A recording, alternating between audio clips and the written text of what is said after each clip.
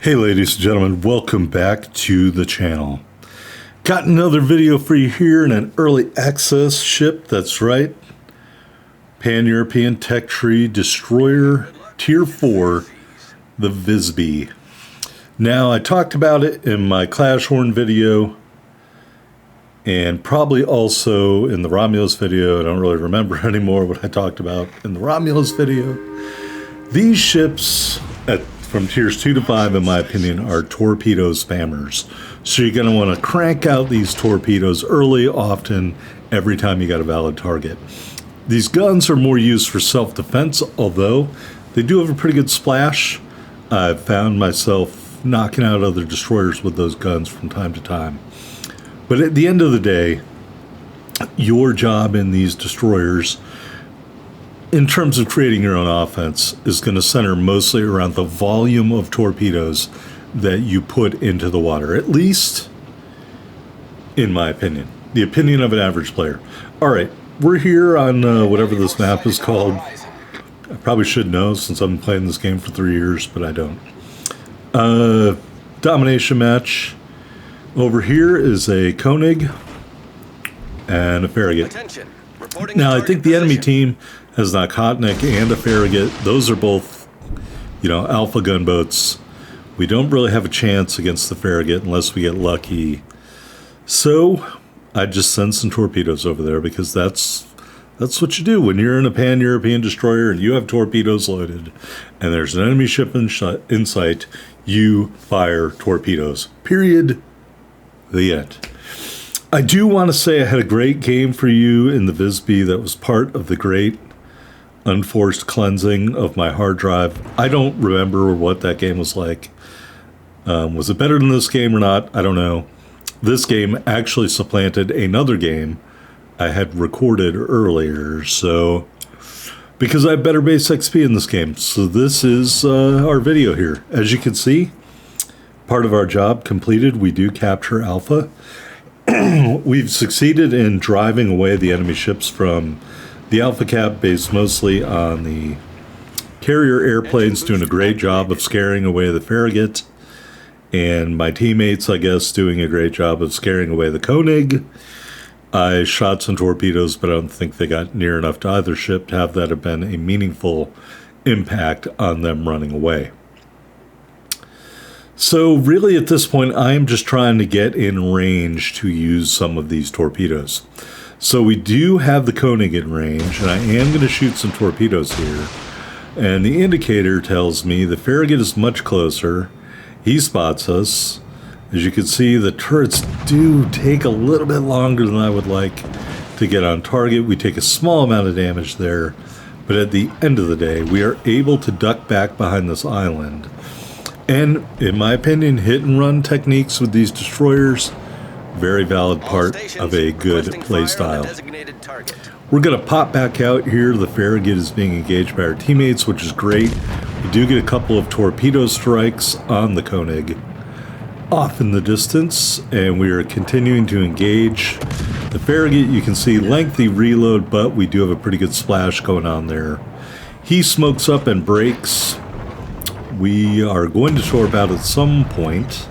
Want to get some more good shots in there. So I torp out at where I think he's going to end up, and then we turn away because he launched all of his torpedoes at us.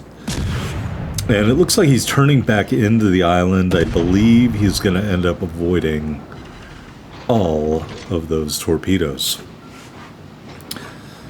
So yeah, these lower tier 3, tier 4, tier 2 to a lesser extent, have great speed and maneuverability. Please use that to your advantage. It starts to change at tier 5s, kind of a tweener. We'll get into that next week in the Tech Tree Spotlight / early access of the tier 5 ship, whose name Vasteris, maybe? I can't remember. Visteris. We'll get into that. And then, of course, the wholesale strategy changes when you get to tier 6.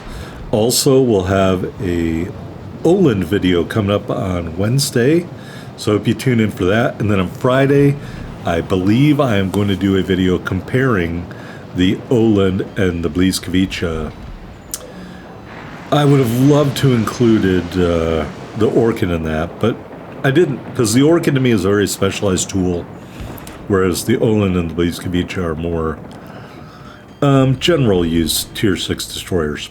Okay, so this Koenig decided to shoot the gap here. As you can see, it is a long time waiting for these torpedoes to reload. Farragut pops up. I am going to shoot at him. Here is the Koenig, and we are just about to get a torpedo reload. Thankfully, he's not paying attention to me. So we're going to torp out. You are about to see the full value of these pan-European torpedoes, and I have to tell you, I was lucky to get the kill on the Koenig, along with a devastating strike. You can see up at the top of the screen the torpedo ribbons. I want to say I think I have 11 or 12 of them at this point, probably 11. Lots of torpedoes, folks. Early and often, that's what you have to do to crank up your damage numbers and to actually do anything other than spotting and capping kind of things in these destroyers. Now, the torpedoes are great for other uses. They're great for area denial. They're great for firing into smoke screens. They're great for screening cap circles from the enemy. But in terms of raw damage, you've got to get close enough to be able to ensure they all make contact with the enemy ship. And a lot of the times, you won't even get a flood from 1 or 2 or 3 torpedo strikes. So don't count on flooding to crank those damage numbers up, kids. It just doesn't do it that often. So use these torpedoes for what they are. They're like 1,000 cuts with a razor, a bunch of annoying little bee stings, and then later Billy Bob finds out, oh, I have an allergic reaction to all these bee stings. You know, you wore him down. That's kind of what you're doing with these torpedo strikes. You're chipping away at the enemy, and all of a sudden, he's dead. You know, that's how I approach it in these ships. That's how I feel you should approach it in these ships. Your torpedoes are your primary source of doing damage. I wouldn't hesitate to use my guns. I do gunboat enemy ships from longer ranges, 5, 6, 7, 8 kilometers and out. But for the most part, that's the combination. You're spamming the torpedoes, you're gunboating at range, you're taking out wounded enemy destroyers, and you're doing the other little things to get points, like capping bases, like spotting the enemy. That's how you get it done here in these pan-European ships. It's funny because it's like they took like the ballistics of the French guns, but not the damage of the French guns. They took the Benham-esque damage numbers of the torpedoes, but put them in like Italian cruiser or destroyer torpedo range torpedoes. So it's like the torpedoes are faster than Italian torpedoes. They do the damage of like a Benham, you know, but they have the range of the Italian torpedoes. It's kind of a weird mishmash of different stuff here. The guns, they've got ballistics that mimic the French destroyers. They do more of the damage of maybe like a U.S. ship. You know, the fire chance a little bit better than that, though. Maybe more like an English destroyer. So it's kind of like you have to pick one thing from all these other nations and smush them together, and that's the guns and that's the torpedoes. So it's kind of unusual, hard to explain. I hope that kind of illustrates it a little bit better for people who are having trouble figuring out how to play these things. You can't, there's no one ship you can say, oh, you play it like this. You have this really unique play style where you fling all these torpedoes and hope you start a flood, and then you're gunboating at range, like we're gunboating the Queen Elizabeth right here. You know, the Queen Elizabeth isn't going to be shooting at me. Turrets are turned all in the other direction. Am I setting her on fire? No. But, you know, distraction, maybe keep them occupied, help your teammates get a better angle, do more damage to the ship, if that makes sense to you. Like we illustrated there. Our torpedoes didn't hit the Queen Elizabeth. Was it because we shot at the Queen Elizabeth and they paid more attention to us? I don't know. But consequently, because the Queen Elizabeth was turning, our teammate was able to hit him with a pretty good salvo and do more damage. All right, here's one of the other things I find myself doing a lot in the Pan-European destroyers, and that is finding the opportunity to take out the aircraft carrier. And I do this because these tier 2 through tier 5 destroyers have not great AA. Now this ship, the Visby, I think the AA rating is 19, relatively short range AA. You can see here, don't be afraid to use the armor piercing in these guns. You can do armor piercing hits and get citadels on cruisers and aircraft carriers from about 3 kilometers and in. No problem racking up the citadels here on the Ranger. And we take out the Ranger, high caliber, and a bunch more citadels, and I believe that is our second kill of the game. All right, here's a pro tip. I don't know if anybody else does this, but I'm going to use the boundary kind of like a springboard to get myself back in the playing field here. Sometimes I've done that. It hasn't worked out well at all, but that time it did. We're continuing to shoot down airplanes again. I consider the AA rating of this ship 19. It's a tier 4 ship. To me, that's about half of a really respectable level. But as you can see, you know, that's the first damage we've taken from carrier planes. It just disabled our propulsion, albeit briefly. Haven't had any problem shooting him down, although I'm not implying that this is a AA powerhouse.